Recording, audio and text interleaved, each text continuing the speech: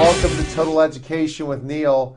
In the last couple episodes, we've really covered, themes based on the time of year. Beginning of the school year, summer's ending, certain types of services that we would like help with, interesting guests. Well, I came up with a topic today, and then I know my co-host Jared is excited. He knows the topic, but he says, what are we doing today, right? I'm on pins and needles just waiting to see what direction we're going to go in. You're in pins and needles, but see, that's the fun thing. Radio every day, I talk, and you can go to my website, totaltutor.net. You can listen to me on totaltutor.net or locally 88.3 FM on Fridays at 4:30, and then on Saturdays, 1080 WWNL at 3 o'clock.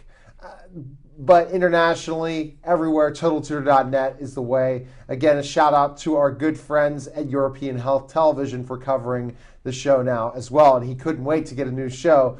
But we really didn't have the opportunity to hit September because of how crazy things are with the beginning of the school year. Well, I think things are getting crazier and crazier. Wouldn't you agree about what is happening now with, our whole existence in society? We're talking about lots of things in education that are 2014 is going to be a very interesting year.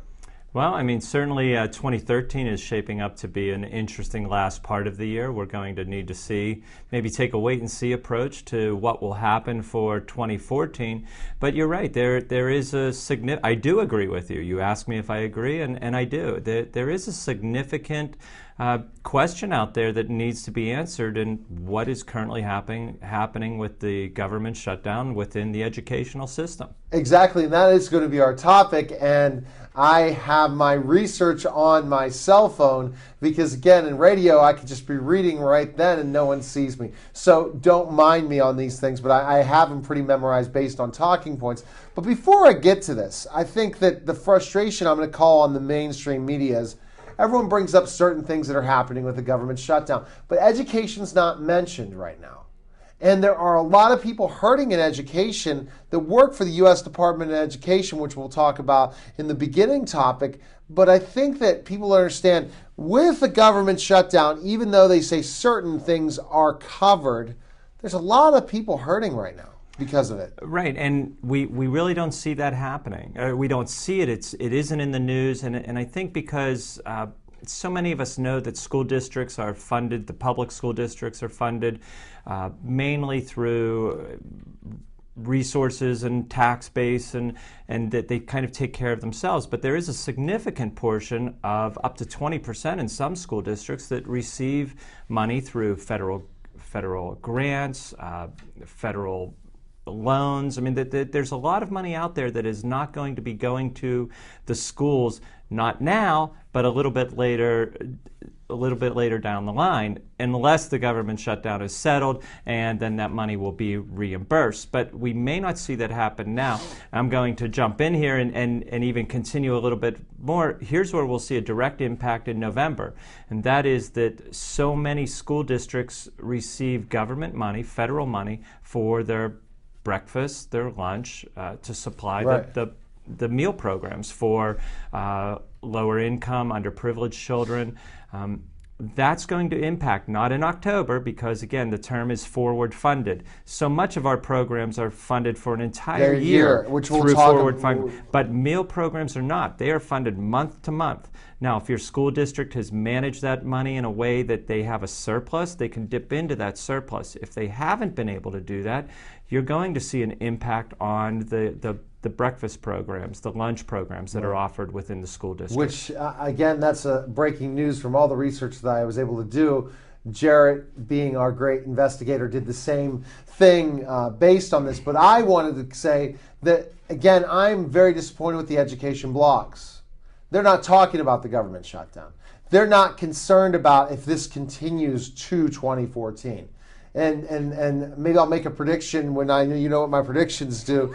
The Steelers lose every game this year, and the Pirates get out of the playoff. You didn't predict that, though. You predicted that they would win the Super Bowl. Okay. Hey, Ryan Clark still thinks they'll make the playoffs. So he's listening like Jim Mora in certain I like aspects. optimistic attitudes. Optimistic is definitely the fact. But I'm very upset with every news outlet in education all over and the mainstream media. So I thought, let's jump on this. But that's a great thing he's talking about with the school lunch program. What are parents going to do if we do we get to the debt ceiling, it goes through, we're already going to be hit, families are going to be hit hard, the entire country is going to be hit hard through another recession if this happens, and then this is next week for our people listening and watching. But the fact is, Jarrett, what about the fact of the government lunch program? So what are you saying? So November, will kids not have lunches? Well, the debt ceiling, that's another whole crisis issue. Exactly, that we'll end up not recovering on the right, education. which is not necessarily associated with the government shutdown. But what we will see in programs like the meal programs that are offered throughout every school district within the entire nation, and they are funded through federal money, federal grants. Again, with so much of these programs, that the money is given out in a block sum, and then it's up to the school district to use it as they see fit. Some school districts will have a surplus, some school districts will not, and what will happen is that those children will either have less access to food, or they may have no food, no access at all. And then the answer might be, well, it will be their parents or caregivers' responsibility to feed them. I'm sure that we have a significant number of people who might be watching and even listening throughout our various radio programs that might say, well, that's the way it was done when we grew up. Our parents fed us. But we've recognized that that doesn't happen everywhere. And in a perfect society, we wish it would happen if everything went the way it was supposed to. But we know that children go to school hungry. We can either bury our heads in the sand and we can ignore it, or we can be proactive and do something about it. Being in education, we know the value of nutrition. We know the value of having a full belly when you go to school, particularly when you're in elementary school children, a 6-year-old, a 7-year-old. Right. It's very important. Plays a critical role in educating a child. If it isn't happening at home, we need to do it at school. We may not like it, but it's just something that needs to be done. But that is something that will, the lunch programs, the breakfast programs, they will be affected within the month. Well, think about sequestration. People said, oh, that didn't affect anything in education. And we still aren't doing this. And we might even have to look at the effects of that on one of our radio programs, because a lot of funding is being cut that they're not talking about. Public schools are hurting big time, guys. And I'm seeing it firsthand as an educational advocate, that literally they just don't have the funding anymore. Even the most wealthy districts in the country just do not have the funding anymore. So when we're talking about something as specific as a government shutdown, right now, there's not going to be many issues.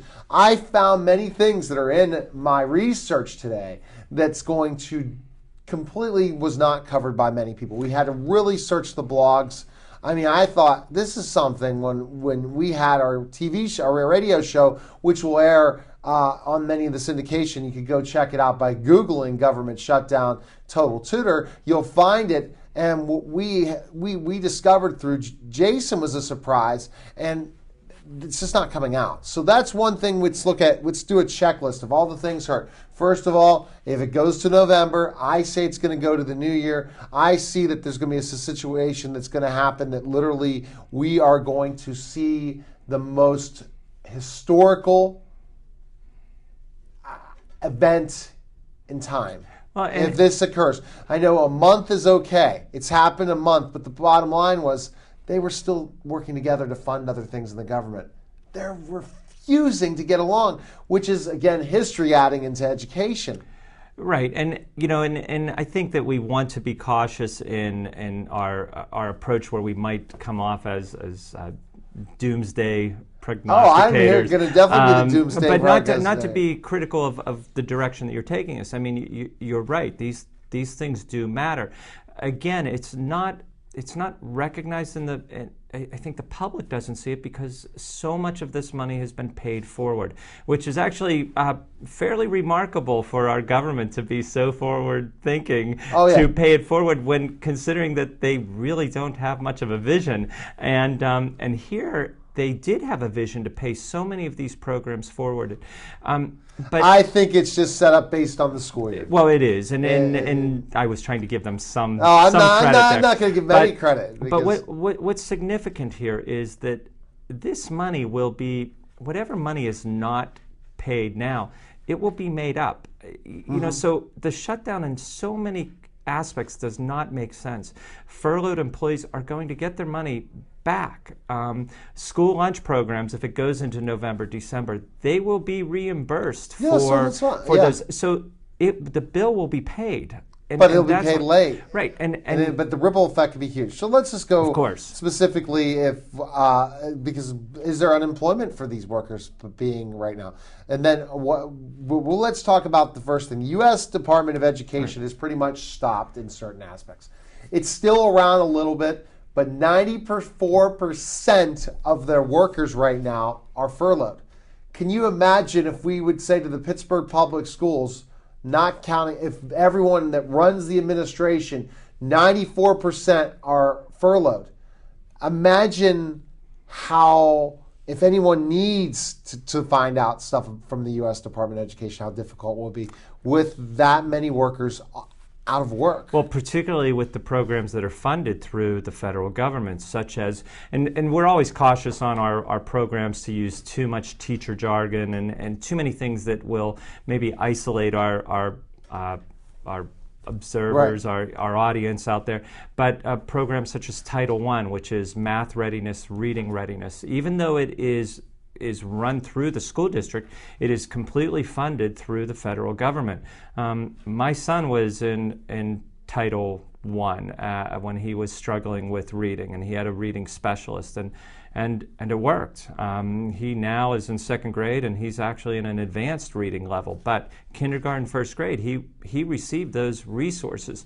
Those programs will not be funded. And again, we might say, well, how many people are affected? But when we're talking about children, we're not talking about adults here. But again, that's extended out too, so that's going to be a while. Yes, and you know, and you touched on something so critical here. Even in the affluent communities, where money is available, budgets are so tight. Yeah. That I mean, because people want to do a good job managing the taxpayers' money. You talk 10% reduction, 20% reduction. In any area, that's significant. Exactly. Something will have to go. We're going to have to do some research on sequestration and the effects of that. I don't know if on a television show, but we'll have to find out. But when we get back, more Total Education with Neil Jarrett. Government shutdown, Central. How's it affecting education? Well, if the lights go off here, we'll know. We'll be back in just a moment.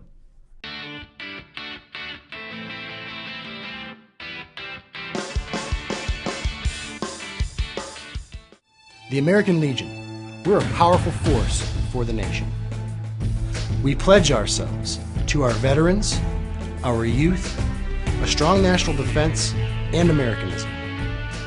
These four pillars shape our work and what we do from it. We work relentlessly within our four pillars of service, and we succeed. Go to legion.org to find out more about the American Legion's commitment of service to America. My name is Amanda. I'm 21 years old. I have lots of friends that use tanning beds that lay out in the sun all the time, and I tell them about Jamie. Jamie was in her early 20s when she was diagnosed with melanoma, and she died right before she turned 30. People think tanning is safe. I don't think it's safe. You could die just like Jamie did. This message is brought to you by the American Academy of Dermatology.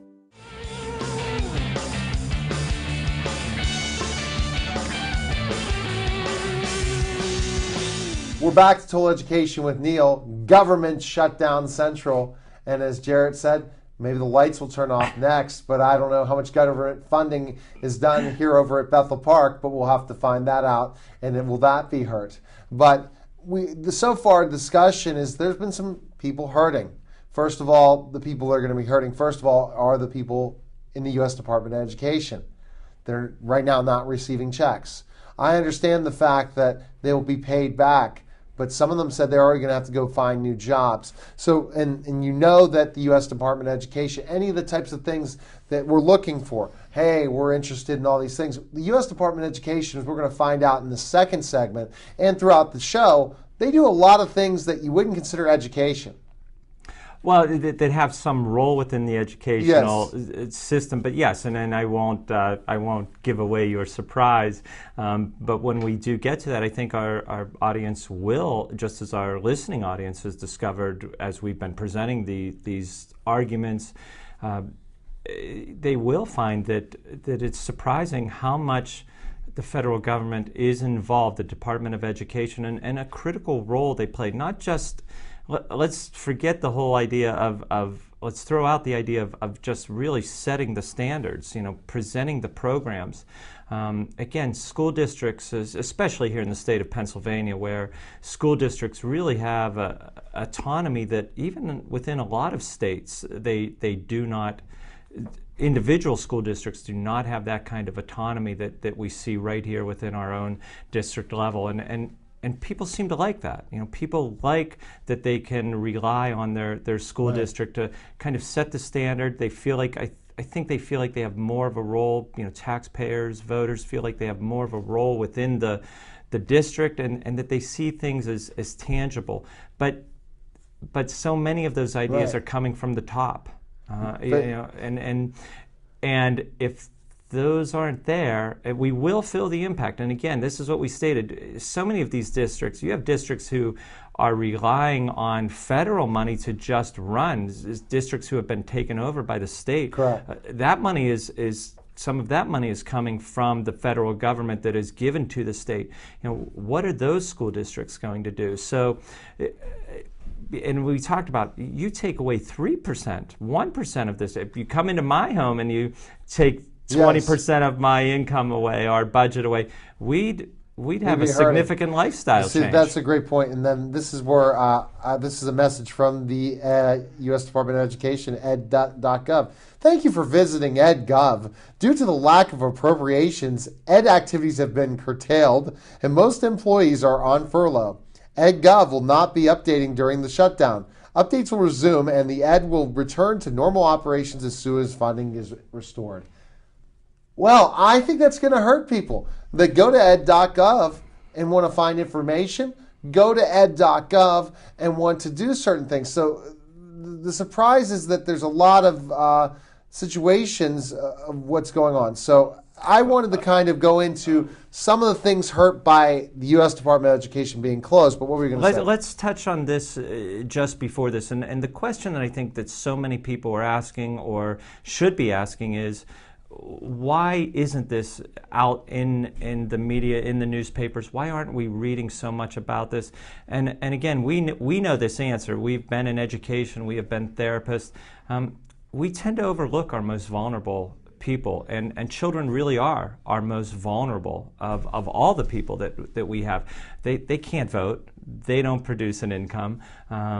They're not much of an influence on a politician except for maybe at election time and getting a good photo op. But I think that's the reason that we're seeing this is just not being raised within the public sector. And I think that if somewhere we can put pressure on the politicians, to the congressmen, the senators, to recognize what is happening.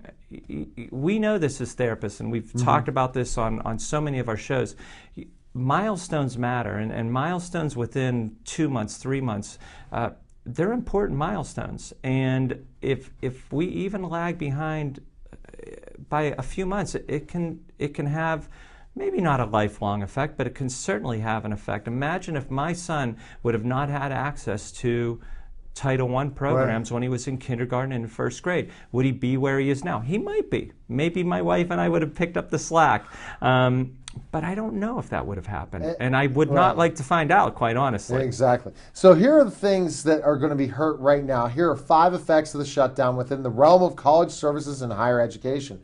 Because, again, we didn't they think can about vote. colleges. That might matter. Yes. 1, The U.S. Department of Education Office for Civil Rights has stopped its current investigations of universities suspected of mishandling sexual violence cases on their campuses, which is the violation. The Huffington Post reported this includes ongoing cases such as the ones in the University of North Carolina, Chapel Hill, and the University of Virginia. This is something that I think these investigations being stopped, this could hurt the victims big time before we have funding. This is something that's a normal, everyday situation that goes on to investigate these universities. Imagine this happening with Sandusky. Well, I wasn't sure we wanted to go there. I'm going there. This is not 1080 WWL. Right. I wasn't sure we wanted to go in that direction. But I'm willing to. While driving through and riding the subway, which was one of my favorite things to do out here, I see a significant number of Penn State stickers on cars as I'm coming through. So hail the Penn. I wasn't sure that we wanted to take it in that direction. But you're right. It doesn't mean that universities can't do it. It doesn't mean that they don't even want to do it. But sometimes there's institutional controls that are not followed that require the federal government to have their investigations. And you mentioned two circumstances there. And again, our audience might be saying, well, two out of how many? That there's so many universities and there's so many state universities. But that establishes a policy. Let's go back to Little Rock, and the civil rights movement. That was the federal government that was involved there in establishing that control. That was one instance, but it set policy for generations that saw incredible change immediately. But most importantly, you're right. Neil, if we forget the victims here, then we have let money come at the cost of a single person. And that's something that I don't think any of us can really accept or should accept, because that single person matters, whether that person is one vote or doesn't vote. It matters to that person. And you're right, how does that person go on knowing that the investigation, if the university itself has failed, if the community within that university has failed them, they're counting on the someone to take that cause. And it's something that I think that we can overlook. Certainly our politicians have overlooked it because they don't seem to really see this as a priority. But yeah, it's significant. Another one that's very surprising: military academies are disrupted. The 5 military service academies are experiencing a plethora of consequences due to the shutdown. Politico reports, and it's all only going to get worse. The U.S. Merchant Marine Academy in Kingsport, New York, was hit hardest. The academy completely shut down Tuesday and was forced to send home more than 1,000 midshipmen from the government. Various classes are canceled. The Naval Academy in Annapolis, Air Force Academy in Colorado Springs, and others. Teachers at the U.S. Military Academy in West Point are expected to shoulder a heftier load to cover furloughed civilian colleagues. Academic resources have also been cut. Those at the Naval Academy can't check out books at the library. Are you kidding me? Does anybody still do that? While the media lab, checked. tutor centers, and library have been closed at the Air Force Academy. Right. And here's where we see the effects of the civilian.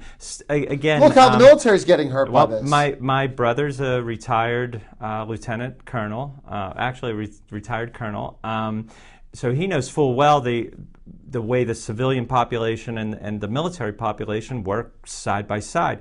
The employees that are being furloughed are really civilian employees. But you saw my smile, and maybe the audience saw my smile too when you mentioned the military academies, because here's where the media did not drop the ball. They instantly recognized that football games could be disrupted. Oh, we don't. But amazingly enough, this is typical of our military personnel. We know they're going to pick up the slack. They've done it in the history. They've done it throughout the history. So yes, those professors and those teachers that are part of the military, the cadre that are there, we know they're going to do it, and they're going to do it without being asked. They're not going to get any extra pay for it. so we know we can count on them to do that. So classes will go on. But you're right. Other programs within that system will not be funded. So library access. I made a joke of, we have a wonderful library right upstairs that I visit after the show so many times. And I know it's really utilized here in Bethel Park. But I made a joke. Boy, he has a lot of time on his hands. Well, I like to take my time when I'm out here. Yeah.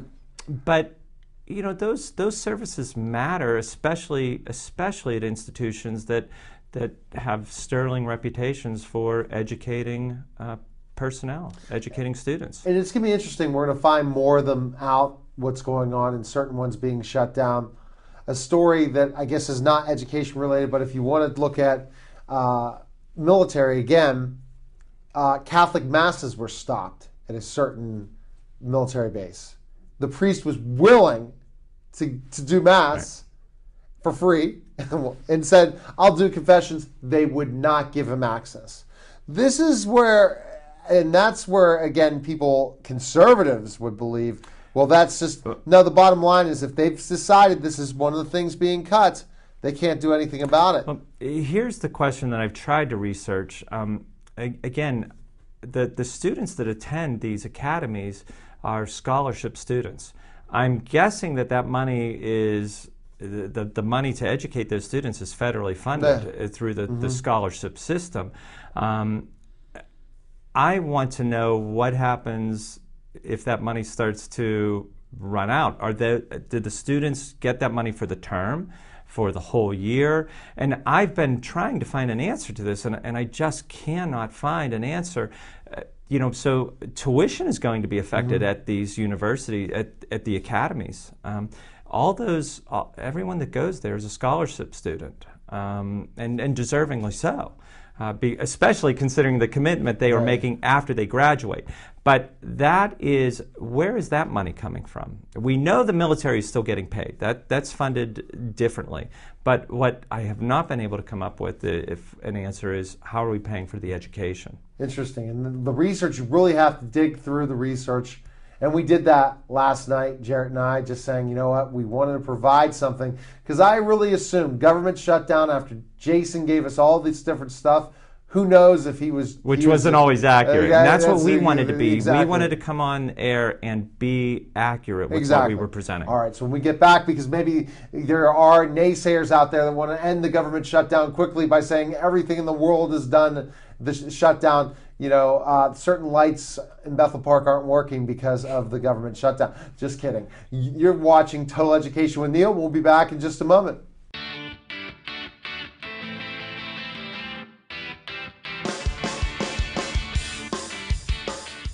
What you doing, Dad? My favorite thing. Really, Dad? What are you doing? Paying bills. Every month a stack of them come, just as regular as the rain. What's this one? That's a special one, son. I pay it first. How come? It's money for my retirement account. I put some money aside each month, just like I was paying a bill. Wouldn't you rather buy something? I don't want to work forever, and I don't want you to have to support me in my old age. In a way, I'm buying peace of mind. I'm on the installment plan. And now, another adventure with Savings Man. This is great. Every day should be like this. It will be when I retire in a few years. I've been planning and saving. Did you save for me? Well, this is unexpected. Where'd you come from? Out of the blue, just like an illness, an emergency, or That's enough, Mr. Unexpected. Savings Man. There's still time to plan. Find out how at choosetosave.org with a ballpark estimate worksheet. I will. Thanks, Savings Man. No, thank you. So visit choosetosave.org today.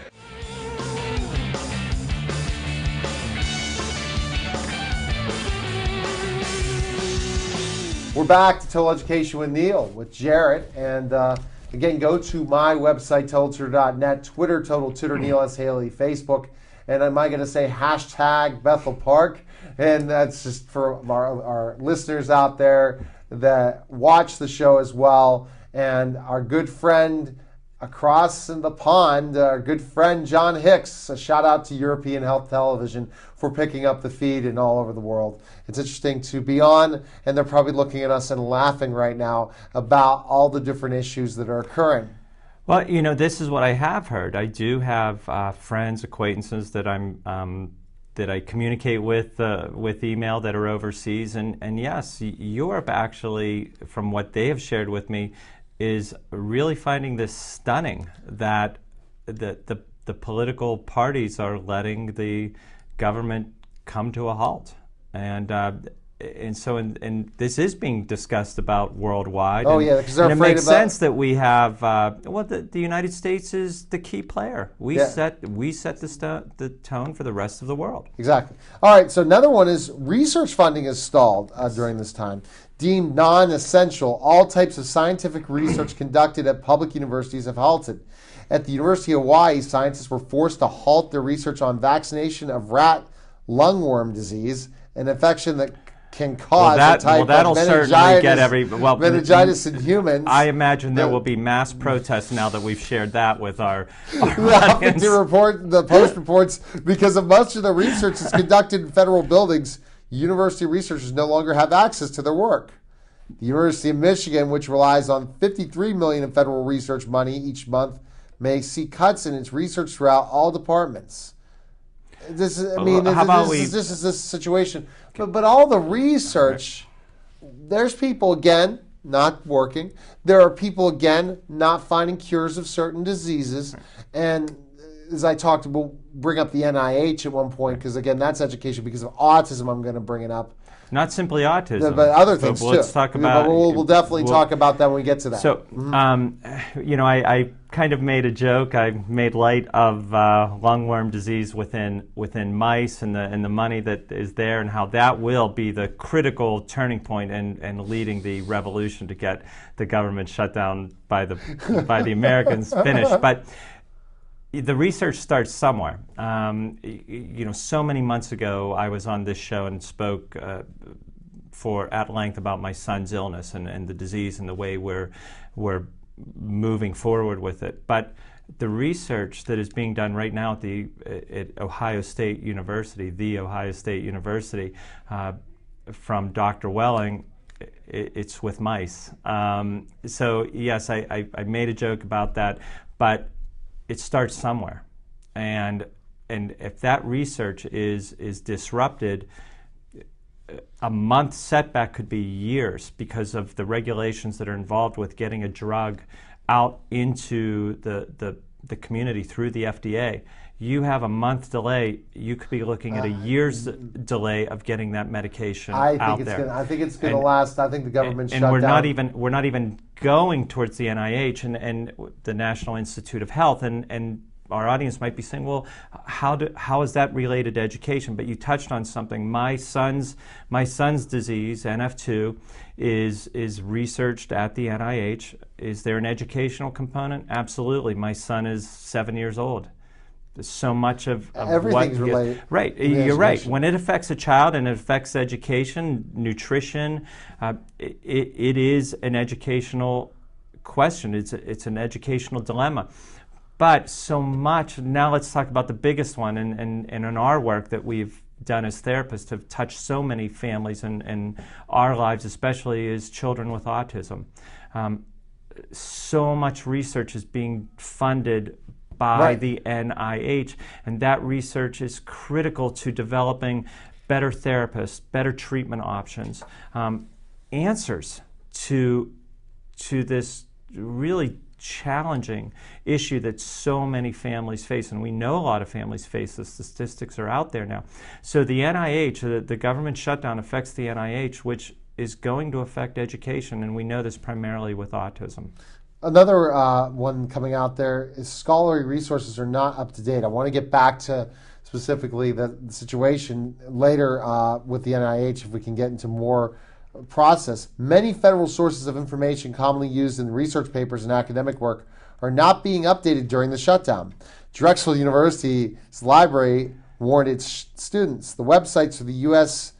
Census Bureau of Labor Statistics, data.gov, fedstats.gov, and the Education Resources Information Center, ERIC, are currently not up to date among many others. And ERIC is really involved in a lot of things involving education. ERIC is like the person that we go to when it comes to teacher research. Yeah, it's an online database that has been around for, at least 20 years, maybe even longer than that. But it's a database that teachers, educators, parents can turn to for ideas, things that can help them within educating their child and educating students.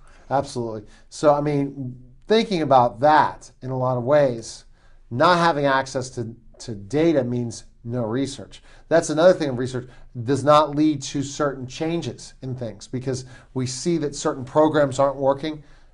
NCLB. So I wonder how much more data we can grab, and we can come up with different research techniques when it comes to education and best practices, especially with all the things if government funding keeps getting shut down and changed. And you used the term right there, best practices. And we've talked so much about today on how can these issues be overlooked And now we see how they can be overlooked, because they may seem so small, so minor. So a parent doesn't have access to the Department of Education website. Well, maybe they can check it out next week or next month.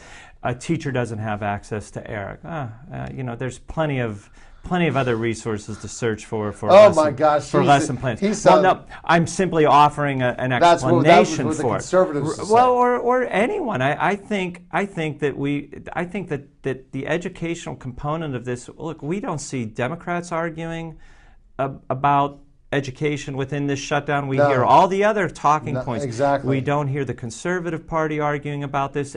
Everyone is overlooking this. Our own president has addressed so many areas. No, not education.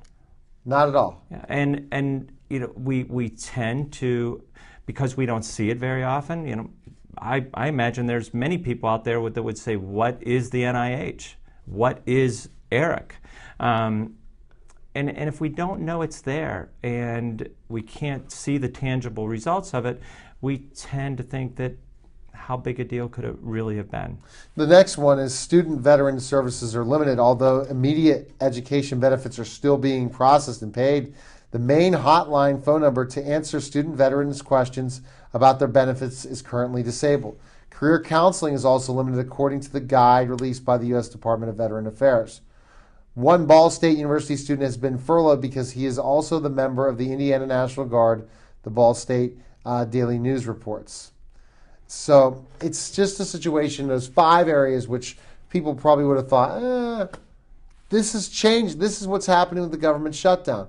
It's happening, and things are going to be worse, not better at one point in time. I predict, and Jarrett doesn't want to hear this, that we're going to be going into 2014 with a government shutdown. Well, I do want to hear that. Your predictions have been very wrong recently, so I actually want to hear you make that prediction. So who do you think is going to cave first? I don't know, and I think and this isn't the topic for this show and this venue, but the answer that needs to be discussed is, why is the government? What is the real reason for the government shutdown? We have all the talking points, but what is the real reason? I think we're all pretty clear on what we see as the real reason. Some people are going to be on the side of yes, we don't want this, and the shutdown needs to be done. Other people are going to be on the opposite end of that. But I'm going to respect their beliefs. I have mine, but I'm going to respect those beliefs. I'm going to believe. Again, this is my own personality, my own character attributes I'm going to be optimistic. I'm going to believe that both sides of this have their principled values, and that if we take that approach, I think a compromise can be made. If we can see both sides of having their values, not inflexibility, but having their values. Yes. When we truly believe in what we're standing for, I think we have an opportunity to find a middle ground. I'm going to go in like that. Maybe I'm being overly optimistic, but let's go back again. We touched earlier on the show about our vulnerable population. We spoke of children. That there's really not much they offer politicians. Right. Veterans offer politicians significant challenges. They're adults. They can vote. They hold jobs. They're serving their country. They've served their country. They expect the benefits that they were promised. And But here again, we see so many veterans who are vulnerable that have served overseas. They've served their country, and they're dealing with the effects of years of combat service, of combat support services. Those are the ones that are going to get lost in this government shutdown. Perhaps not the veterans who are adjusted and have made it through the challenging circumstances. And people who have listened to our show and watched our show know that resiliency is not inborn for us. I mean, it's cultivated, and we build resiliency in a lifelong process. So that explains why some people recover from traumatic events and move on, and why other people don't, or at least seemingly don't right now. So government, the Veterans Administration is going to affect a vulnerable population of the men and women who have served this country. And again, I come from a family of people that have served their country, and the latest one was my brother. So, we have promised veterans we had many expectations of them while they served, and we promised them things that they should be able to get. And I don't think that our government should be breaking their promises to especially those people that have served the country. I mean, that's so true. And now we've gone through about 3 segments. We're almost finishing up. And the 4th segment is what is not shut down.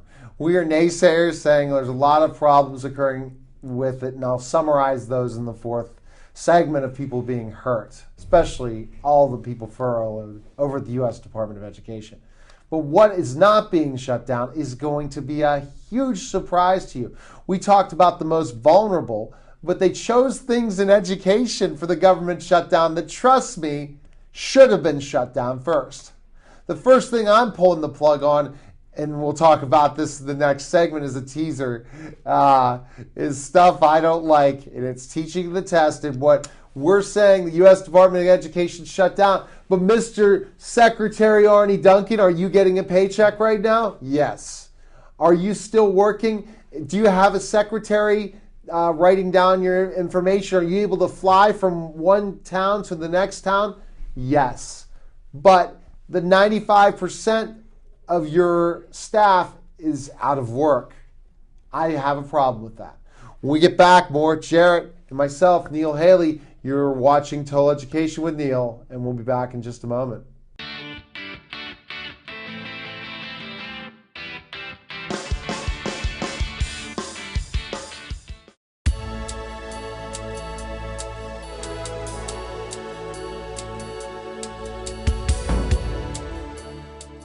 I did have the opportunity to know Judge Wida on the professional side.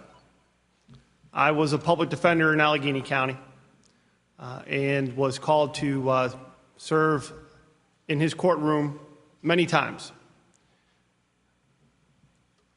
I bring that up for a point, because whether you were in his courtroom,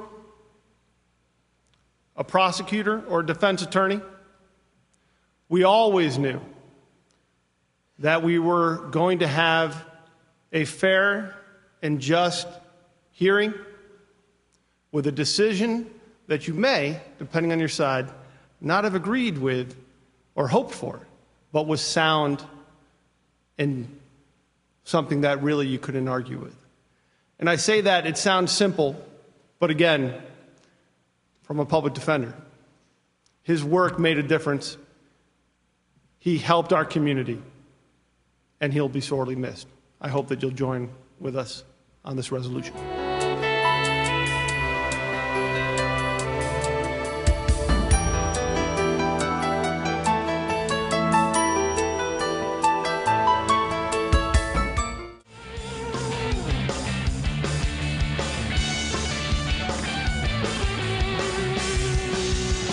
We're back to Total Education with Neil, and we're with Jarrett, and so far we talked about the problems with the government shutdown, the issues, the things affected. I'm going to call out Jason, the public school guy, right now, that I was assuming, and luckily we have been able to uncover things, And it's taken me forever to uncover these things because Jason said it was basically the end of the world. Jarrett, would you agree? And people can listen to the Total Education Hour this Friday or the repeat on Thursday at 9 a.m., especially because this television show will be launching next week. He painted a different picture, didn't he? Well, and he painted everything that was government funding as shut down, right, when that's not the case. And as we talked about, that's why we have researched this. We've tried to be as accurate as possible. We want to be accurate. We want to provide information that can mobilize people and most importantly, give them answers, give them solutions, give them strategies. I just wish you would be a little bit more passionate about this. I'm very passionate. So let's talk about first, because I am your source in education all over the world. If you want to know anything that's going on in education, don't read those boring blogs. Just come to me. I'll filter out those issues. But let's go right to what is not shut down, but could be shut down in 6 months. First of all, but let's go again, rehearsing or going through research has been cut. NIH, which we talked about, the federal school lunch program, if it continues, will be cut. A lot of the programs involving funding for libraries and research and just a lot of certain situations that are cut. We're seeing the people who are furloughed, the 95% of the people over at the United States Department of Education, that is gone. And so I'm just trying to go through and look at other things that we're seeing out there. One of the other glaring issues, what else would you say that I did not cover of the things that we've talked about the military academies, and we've talked about Title I, those programs that are directly funded through the federal government. That includes the teachers, the resources.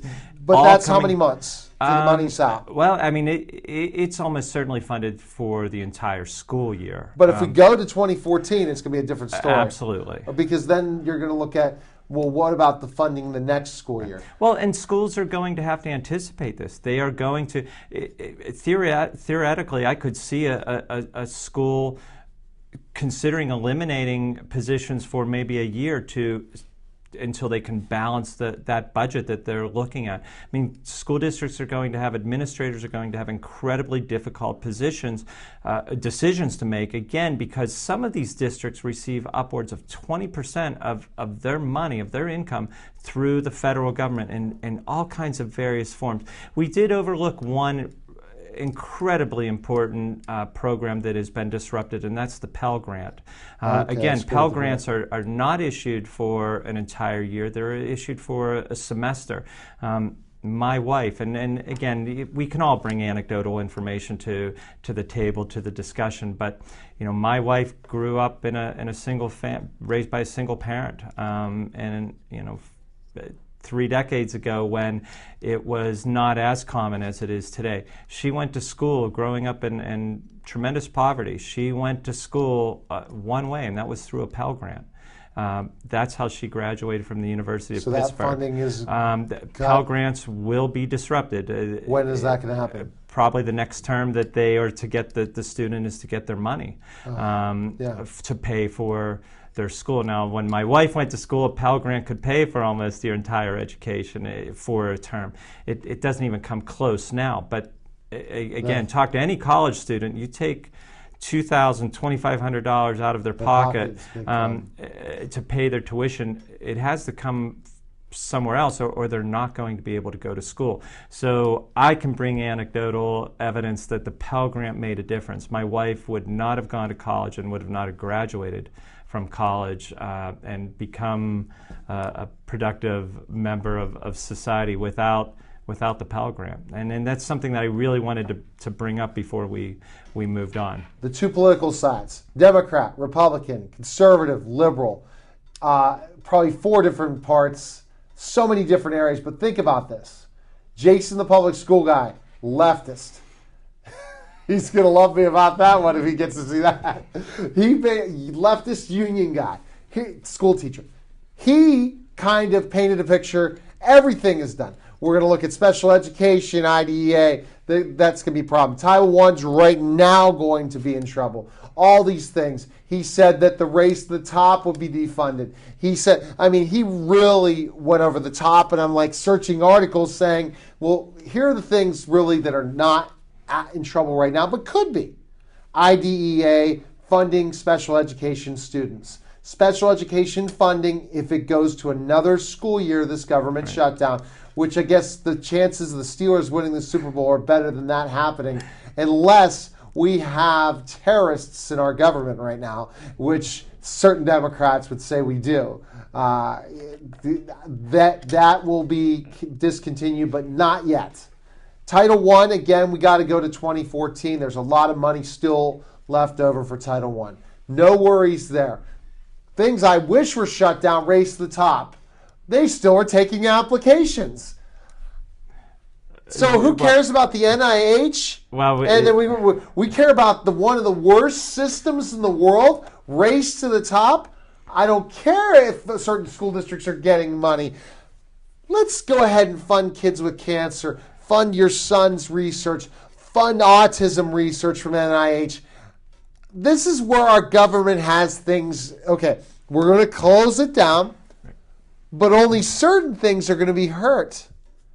What would you rank? What would be more important, NIH or race to the top?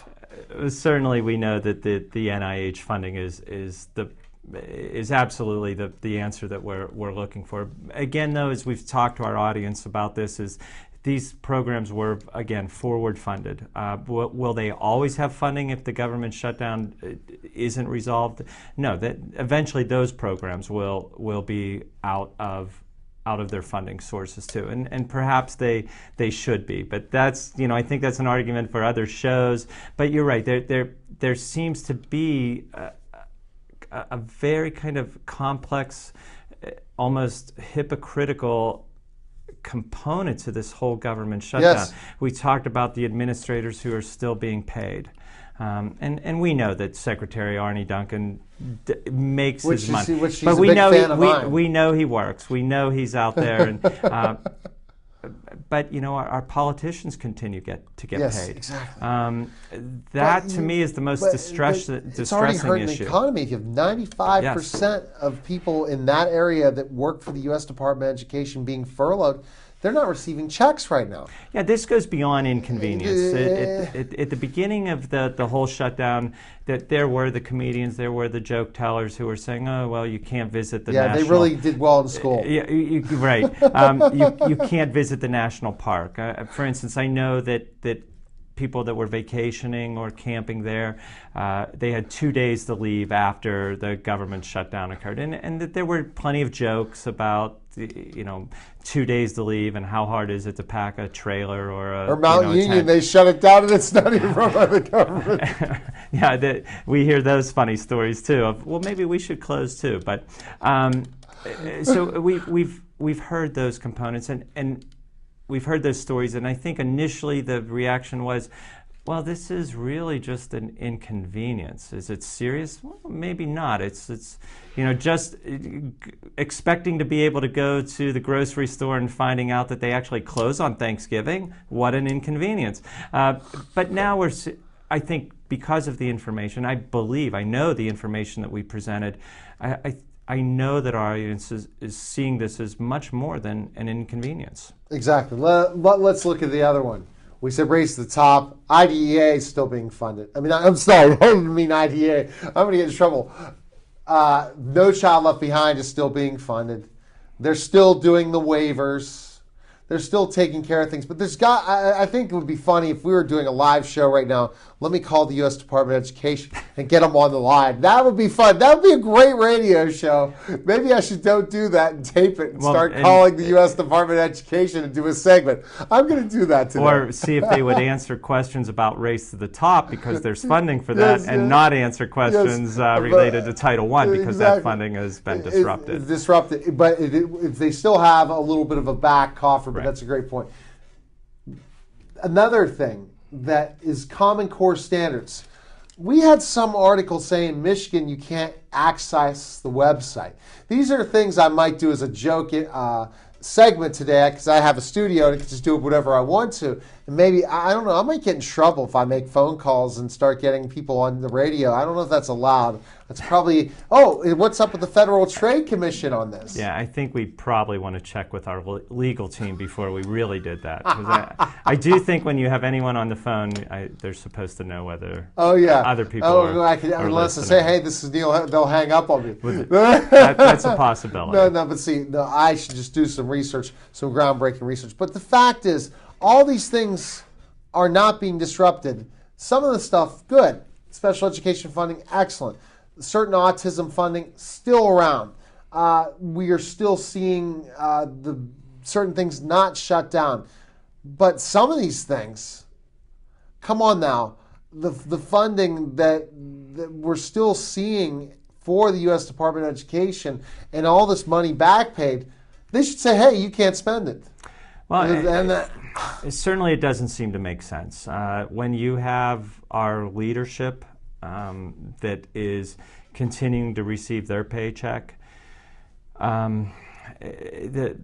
we should be looking at it and say, where's the priority to settle? When we have a labor negotiation, the striking workers are not getting paid. Right. The company that is shut down because of the strike, they're not Exactly. bringing in a revenue. There's an incentive to work out a compromise. I'm not sure that our elected leaders, they don't want to compromise. Right. And I don't really think they see the incentive for it. Maybe if they weren't getting their $600 a day as their paycheck, which when I read that, I was just stunned that I knew that a congressman made a decent, a good income, but boy, $600 a day, I was really, stunned by that.